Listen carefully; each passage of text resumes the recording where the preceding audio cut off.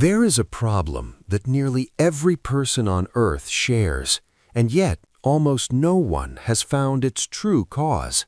You have tried. You have tried to manage your schedule better, to set clearer goals, to let go of toxic people, to meditate for 10 minutes each morning before the world wakes up and makes its demands.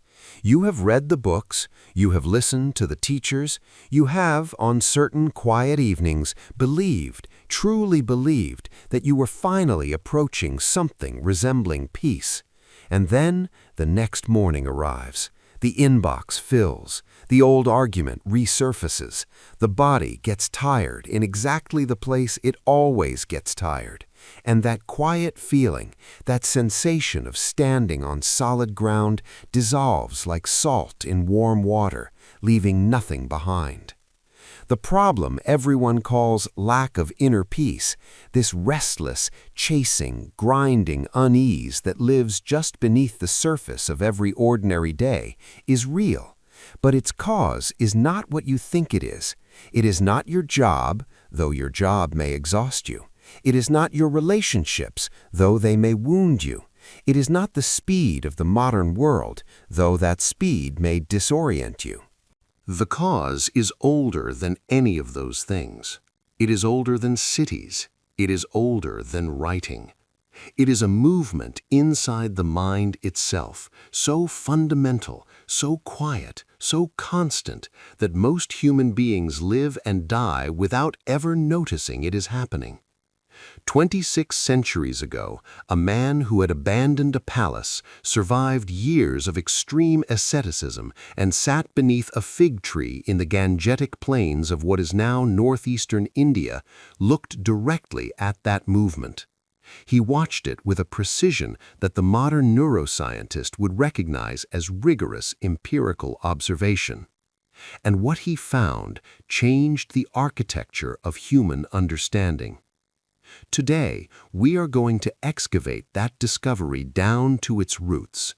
We are going to name the 5 concepts he articulated, not in the diluted, commercially softened versions you may have encountered, but in the full, sharp, unapologetic form in which they were preserved in the Pali Canon, the oldest surviving record of the Buddha's teaching. We will hold each one up to the light of modern science, psychology, philosophy, and lived human experience.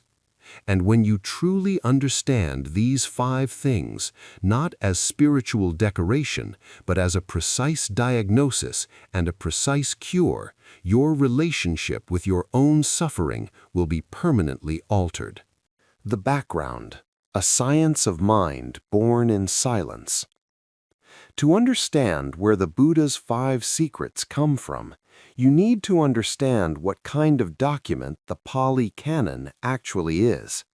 It is not a scripture in the way that word is usually used. It is not a series of divine commandments handed down from an authority above.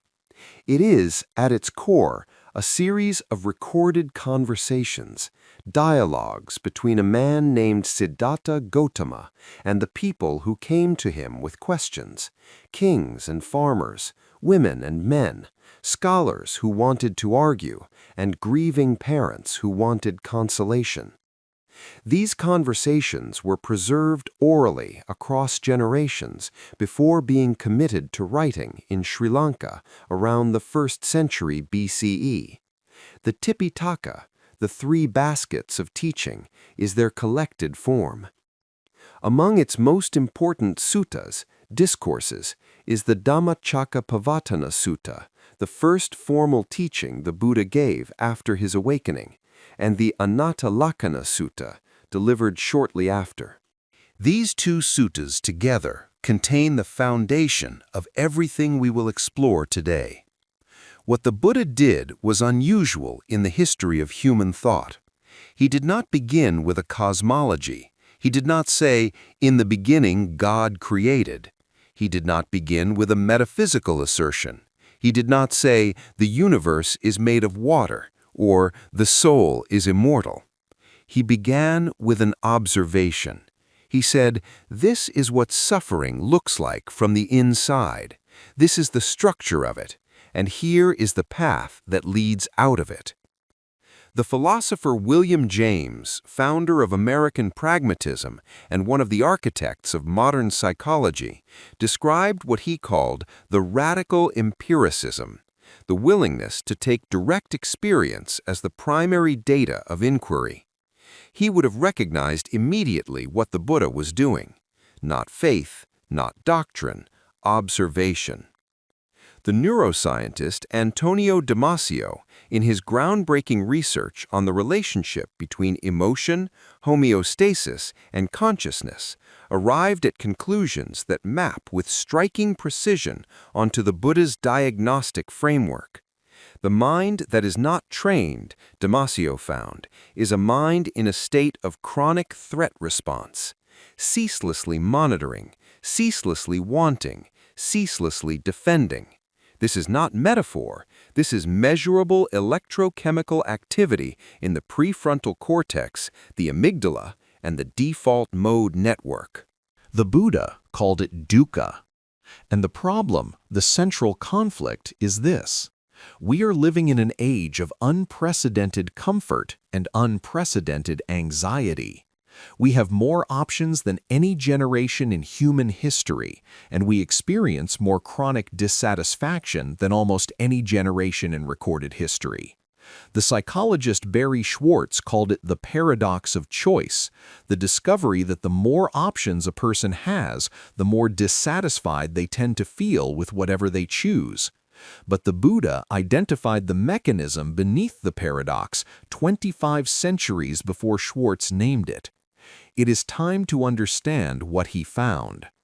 Before I describe what the Buddha found, this next part is critically important, because what I am about to describe is not a philosophy you adopt, it is a territory you recognize because you have been living inside it your entire life.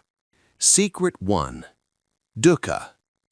Suffering, stress, unsatisfactoriness. Pronounced DUK-kha. The Pali word dukkha is one of those terms that resists easy translation, the way a fish resists being held in dry hands. The English word suffering captures only part of it, the acute pain, the grief, the injury. But dukkha contains something more pervasive and more subtle than that. The ancient commentators described it through an etymology. Du meaning difficult or bad, and kha meaning space or axle hole. A wheel with a bad axle hole, one that is off-center, too tight, too loose, turns with friction, grinding, imprecision. This is dukkha. Not always screaming agony, often just the chronic, low-frequency friction of being alive in a form that does not stay stable, in a world that does not cooperate with our preferences. The Buddha identified 3 levels of dukkha in the Sakka Vibhanga Sutta. The first is dukkha, the plain suffering we all recognize, physical pain, loss, illness, death. The second is viparinama dukkha, the suffering inherent in change. The beautiful moment passes, the delicious meal ends, the person you love grows old or grows distant. Even pleasure, even joy, carries within it the seed of its own ending, and somewhere beneath our enjoyment we know this, and that knowing has a quality of ache to it. The third, the deepest, is sankhara dukkha, the suffering built into conditioned existence itself. The fact that we exist in a form that is constructed of processes over which we have no final control. Wait, have you ever experienced this? That strange dissatisfaction that arrives not when things are going badly, but when things are going well, and yet something in you cannot fully settle, cannot fully rest, keeps one eye on the exit, keeps monitoring for when this good thing will end. That is sankhara dukkha. That is the grinding of the off-center axle, and it is not a personal failing, it is a structural feature of existence. Here is where the Buddha's teaching becomes radical, and where it diverges sharply from almost every other approach to human well-being. Most systems, most therapies, most self-help philosophies, most religious consolations are organized around the project of reducing dukkha by changing circumstances. Get the right job, the right relationship, the right environment, the right belief system, and suffering will decrease. And to some degree this is true. Circumstances do matter. But the Buddha's diagnosis goes deeper. He said, peace does not come from the removal of problems.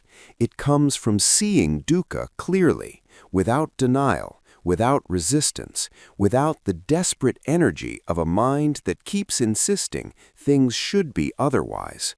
The psychological researcher Paul Gilbert, who developed compassion-focused therapy, found that much of human suffering is not the suffering itself, but the secondary suffering, the suffering about suffering. The pain of a difficult emotion multiplied by the shame of having it, the resistance to it, the story we tell ourselves about what it means. When you stop fighting the first layer, the second layer dissolves. This is exactly what the Buddha described, not the removal of dukkha, but the removal of the war with dukkha.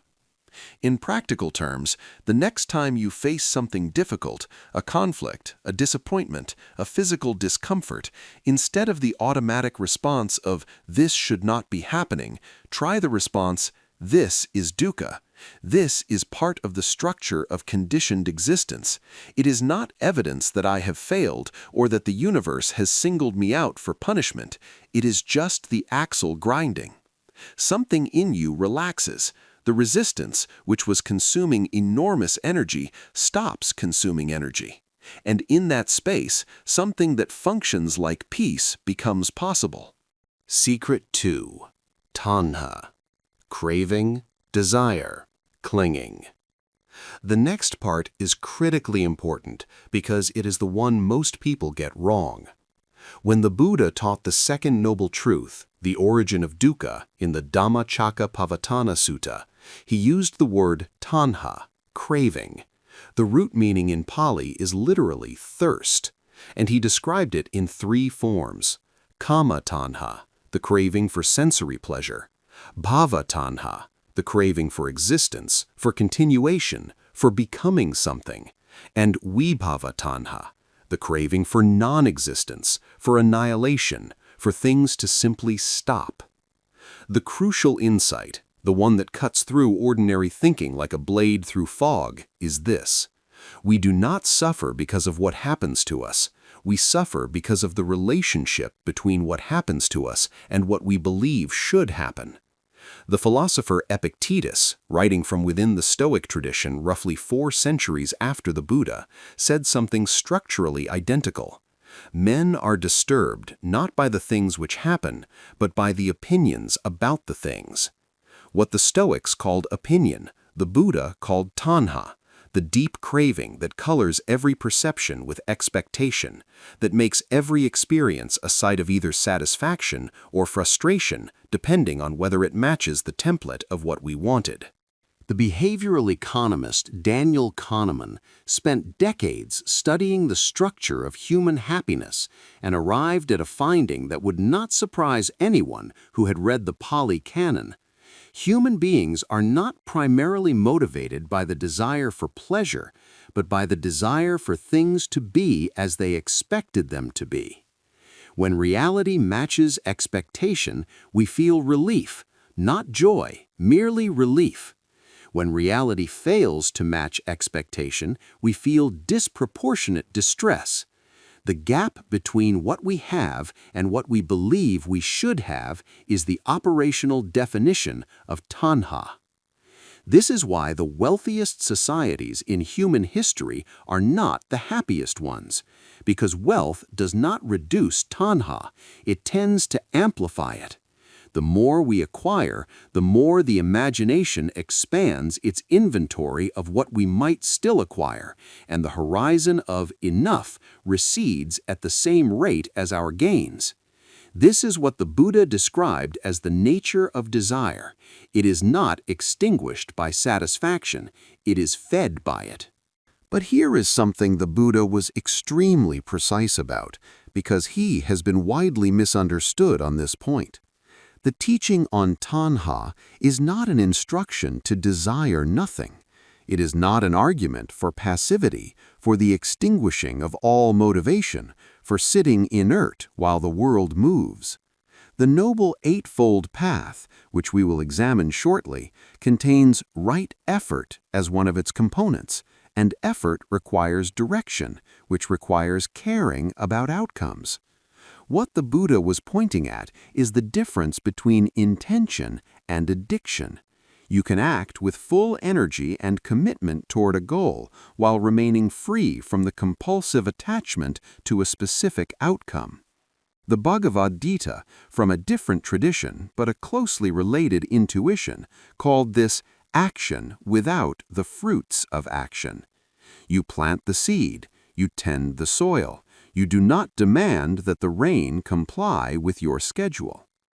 When you begin to see Tanha clearly, when you catch it operating in real time, feel its grip in the chest, notice the thought, "This must go my way," arising, a space opens between you and the craving. You are no longer identical with it.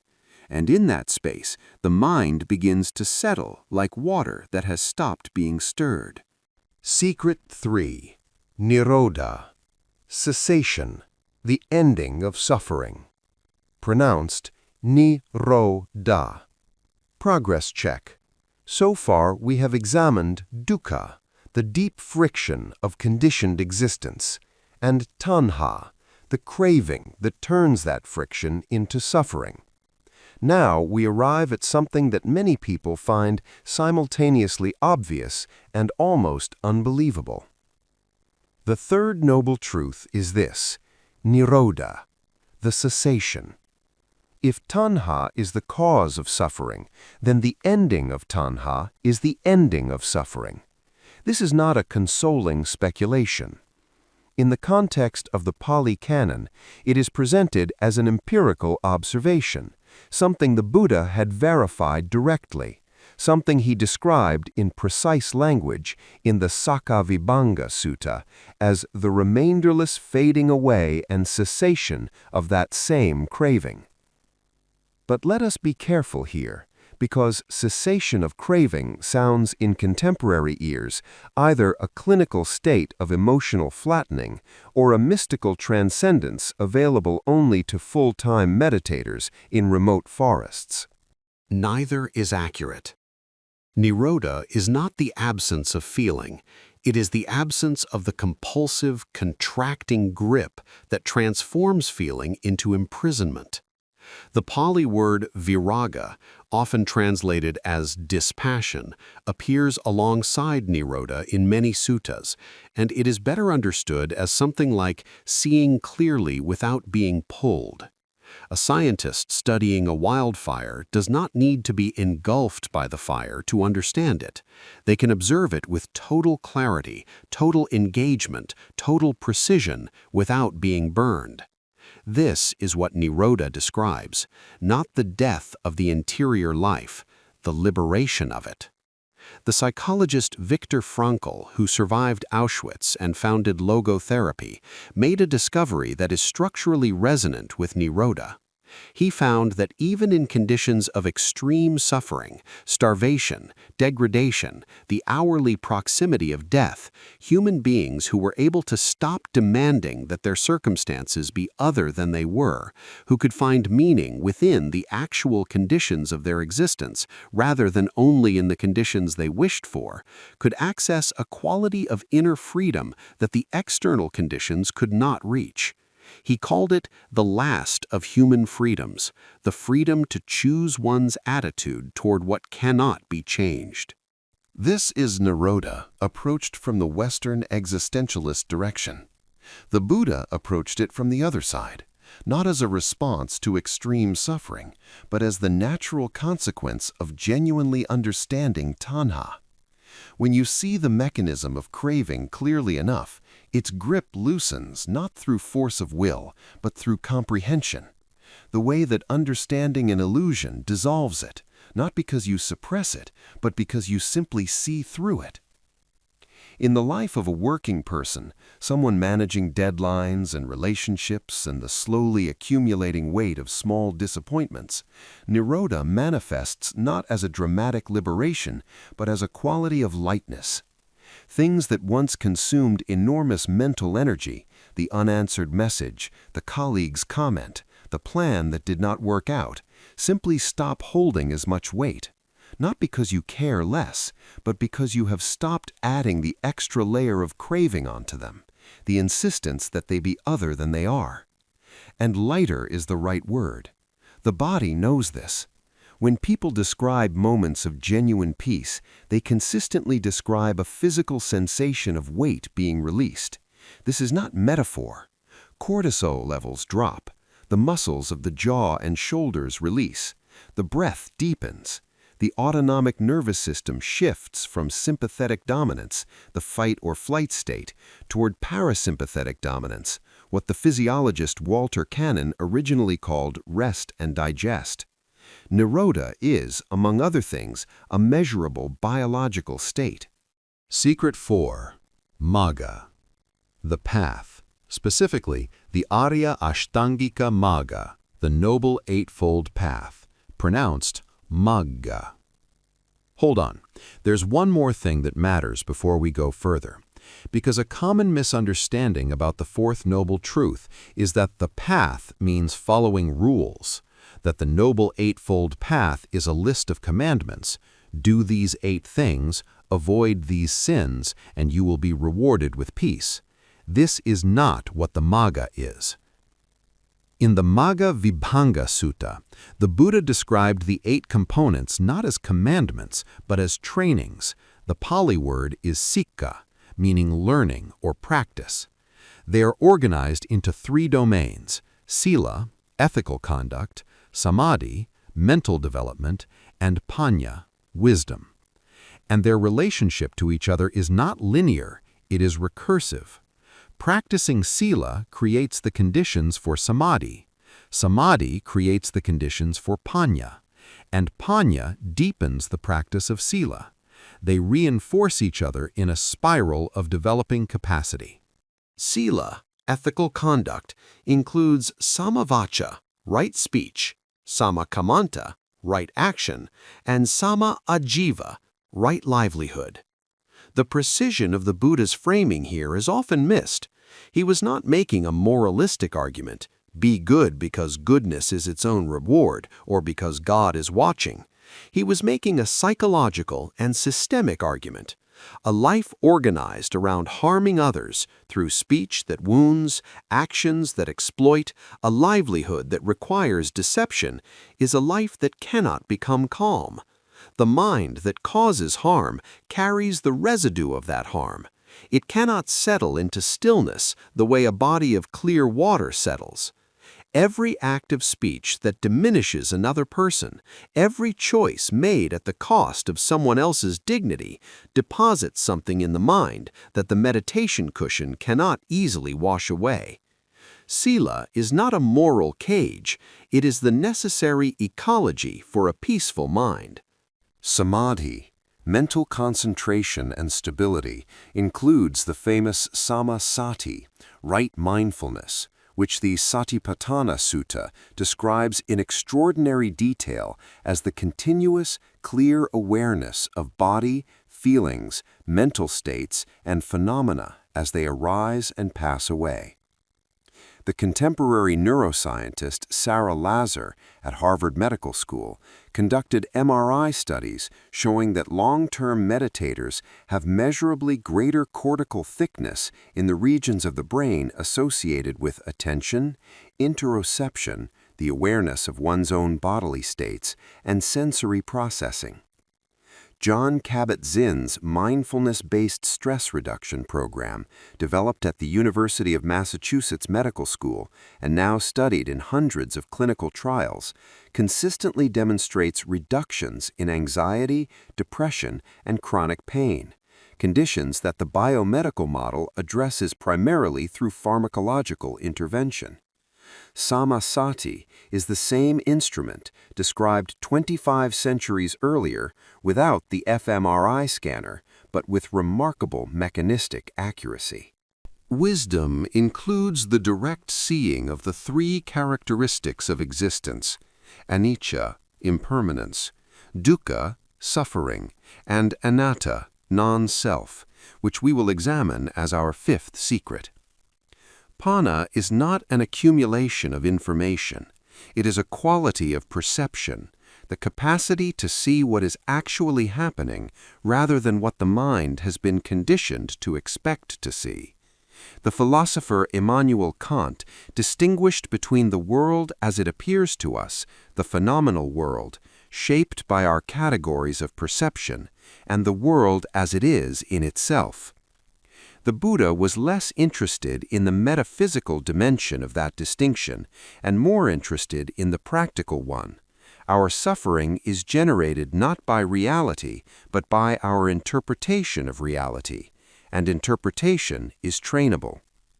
In practice, peace is not a destination you arrive at once and keep forever.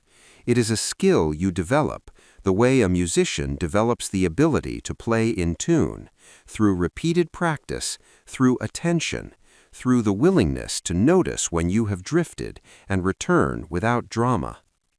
The Magga is the training program, and the single most accessible entry point to it, the one the Buddha returned to again and again across hundreds of suttas, is simply this: be aware of what is actually happening in your experience right now, without adding a story to it that isn't there.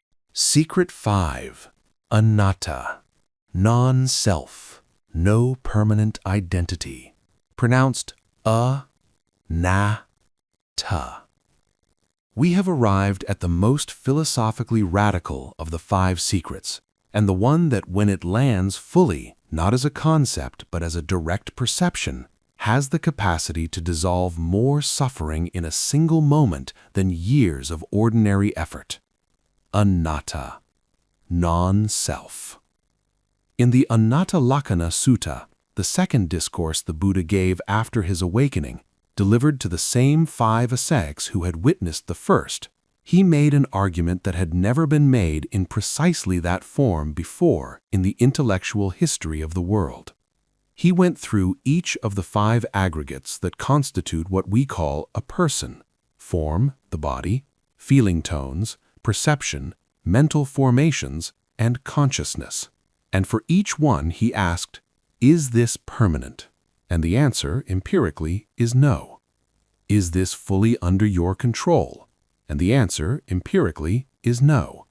And if it is not permanent and not under your control, can you genuinely call it self? This is not a nihilistic argument. The Buddha was not saying that you do not exist. He was saying that what you call I, the entity you have been defending and managing and worrying about every day of your life, is not the fixed, solid, permanent thing you have believed it to be. It is a process, a river, not a rock, a flame, not a stone. The physicist Carlo Rovelli, in his work on relational quantum mechanics and his philosophical essays on the nature of time, arrived at a description of personal identity that maps onto the Anatta teaching with striking precision. There is no stable self sitting inside the head perceiving the world, he argues. There are processes of sensation, memory, anticipation, narration, that the brain continuously weaves into a sense of coherence. That weaving is real, but the thing being woven, the fixed self, is a construction, a model, not a thing in itself. The psychologist Dan Siegel, founder of interpersonal neurobiology, uses the term narrative self to describe the ongoing story the mind tells about who we are. This narrative is not fixed. It is constructed moment by moment, drawing on memory, sensation, social reflection, and predictive modeling. And the more rigidly a person identifies with a particular version of that narrative, I am the kind of person who never fails, I am the kind of person who cannot change, the more suffering they experience when experience inevitably fails to confirm the narrative. The Buddha was pointing at something even more precise than the fluidity of identity. He was pointing at the way ego identification is itself the engine of much of our conflict and distress. When a thought arises that challenges our self-image, we suffer. When someone treats us as less than we believe ourselves to be, we suffer. When we fail to live up to our own expectations, we suffer. All of this suffering has in common the assumption of a fixed self that can be damaged, diminished, or lost. But if there is no fixed self, if what we call I is a river, not a rock, then a thought is not my thought. It is a thought arising in consciousness. A failure is not a verdict on my permanent worth. It is an event, arising and passing like all events. A moment of sadness is not a description of who I am. It is weather passing through the awareness that I actually am. This is something you genuinely need to know. Anatta is not a doctrine you believe in. It is something you begin to perceive directly when the practice of mindfulness deepens. And when you perceive it, even for a moment, the vice grip of ego defense loosens.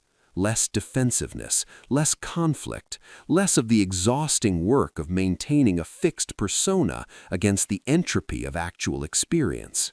What the Buddha promised was not a life without challenges. He promised a life in which challenges are met from a place of openness rather than contraction, because there is less of a self to protect, and therefore less of a self to be threatened. Extended analysis, the system as a whole. What makes these 5 concepts not merely interesting philosophy, but an operational system for inner peace, is the precision of how they connect. The deep root of the whole system, the upadana, the Pali word for clinging or attachment, related to but more specific than tanha, is the act of grabbing onto experience as if it could be made permanent, as if we could hold the river in our hands and keep it from flowing.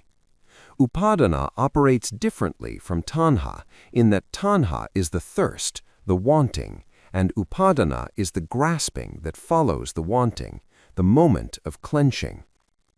Modern attachment theory in developmental psychology, from Bowlby's foundational work through to the contemporary research of Philip Shaver and Mario Michelinser, has established that human beings have deep, biological, evolutionarily encoded tendencies toward attachment, toward bonding, toward seeking security in connection. This is not pathological, this is human.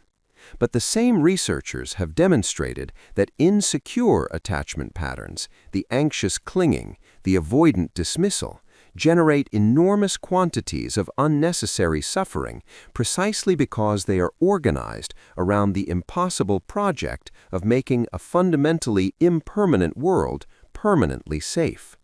The Buddhist teaching does not contradict attachment theory. It completes it. Yes, connection is real. Yes, love matters. Yes, the bonds between people are among the most significant features of human existence.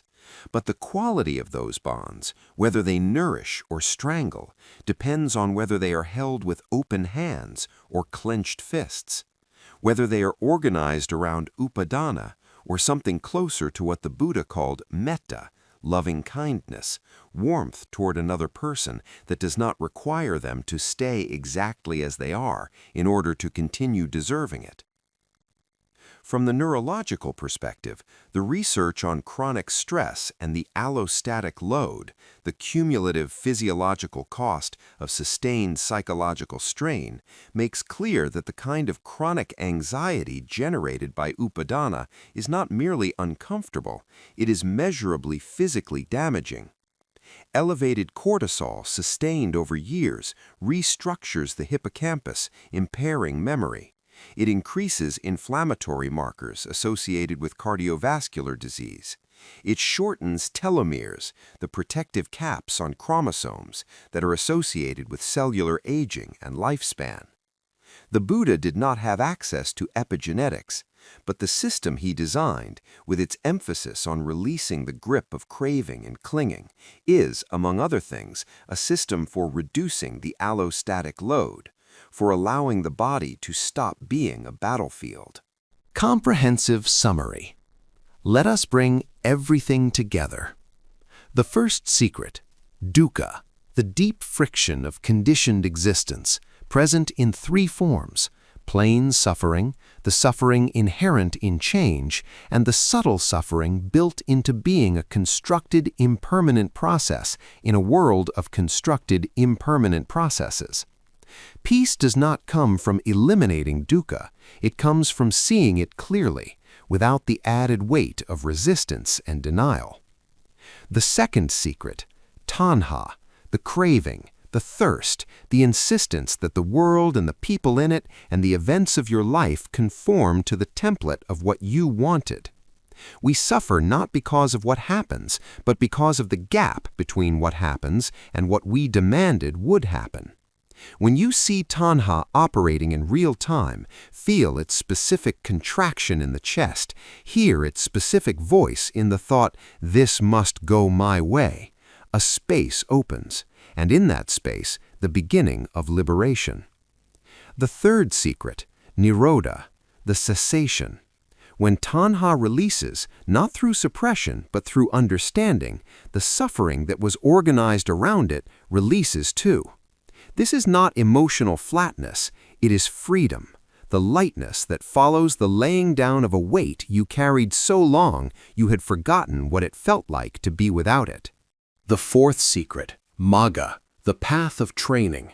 Peace is not something that happens to you, it is a capacity you develop through sila, samadhi, and panna, ethical living, mental cultivation, and the wisdom that comes from genuinely seeing things as they are.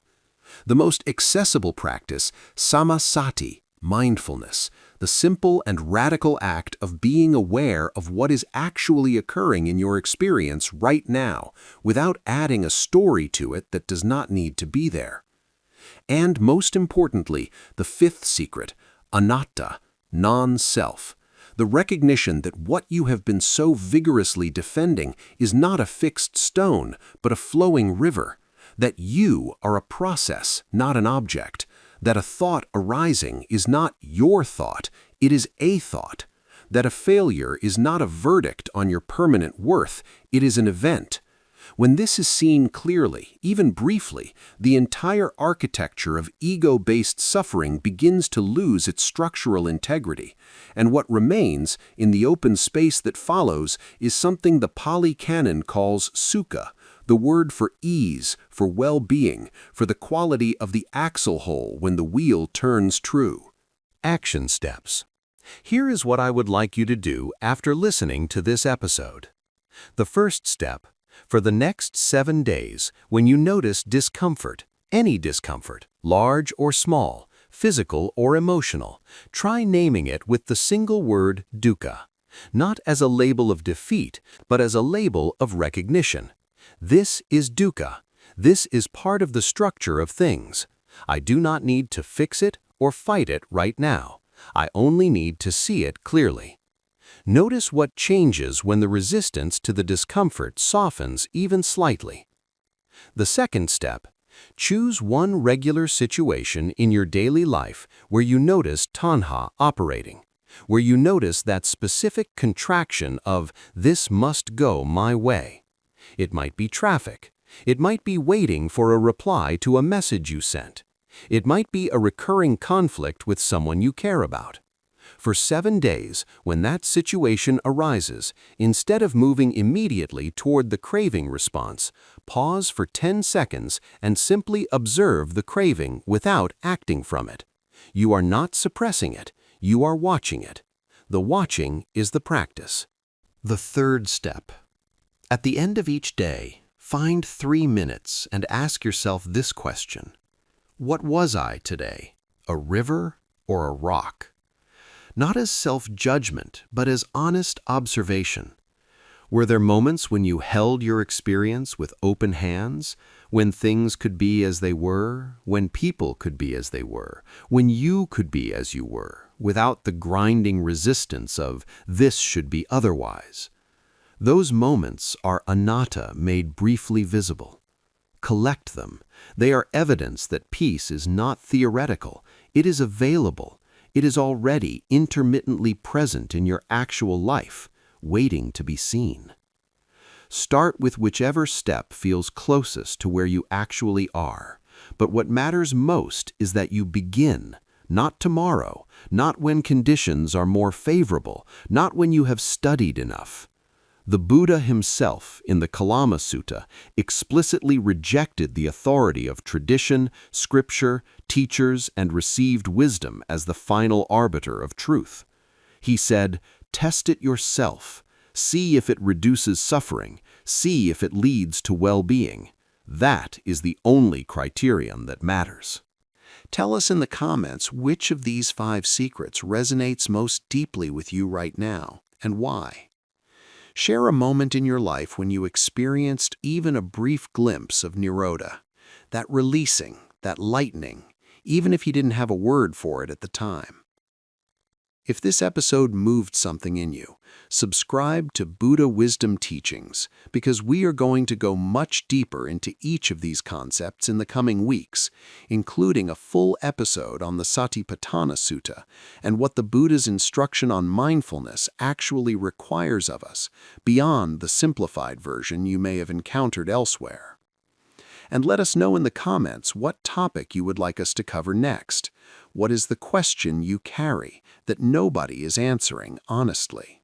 There is a story in the Pali Canon, brief, almost offhand in the way it is told, of a man named Malunkyaputta who came to the Buddha with a list of metaphysical questions.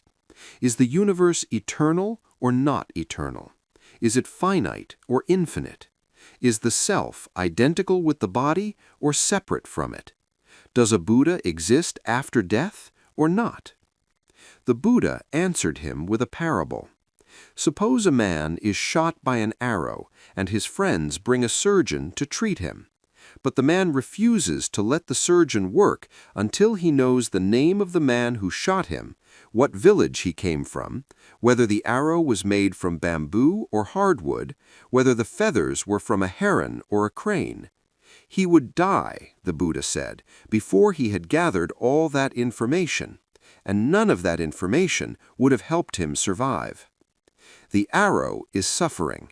The questions we endlessly circle, philosophical, theological, existential, are often a form of the man's demand.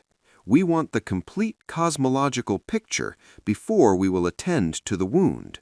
We want certainty before we will begin. But the path does not ask for certainty. It asks only for honesty. The honesty to look at what is actually happening in the interior landscape of your own experience without flinching, without dressing it in the comfortable clothes of what you wish it were. Dukkha is real. Tanha is real. And so is Nirodha, the cessation, the opening, the sudden discovery that the weight you thought was load-bearing was actually optional, that the walls of the room you thought were structural are in fact made of mist. You have always been a river. You were told you were a rock, and for a time you believed it, because a rock feels safer. A rock has edges you can defend. But consider what a river is. It is the shape that water takes when it moves without resistance through whatever terrain it finds. It is not diminished by what it encounters. It is not broken by the stones in its path. It flows around them and over them, and in flowing around and over them, it polishes them into something softer and more beautiful than they were before. This is the invitation, not to become someone else, not to achieve a state of permanent bliss, but to flow, to hold your life with all of its dukkha and its beauty with the hands of something that moves rather than something that grips. The Dhamma is not a river you must cross to reach the other shore. It is the movement of the water itself. And you are already in it. You have always been in it. The question is only whether you know how to swim.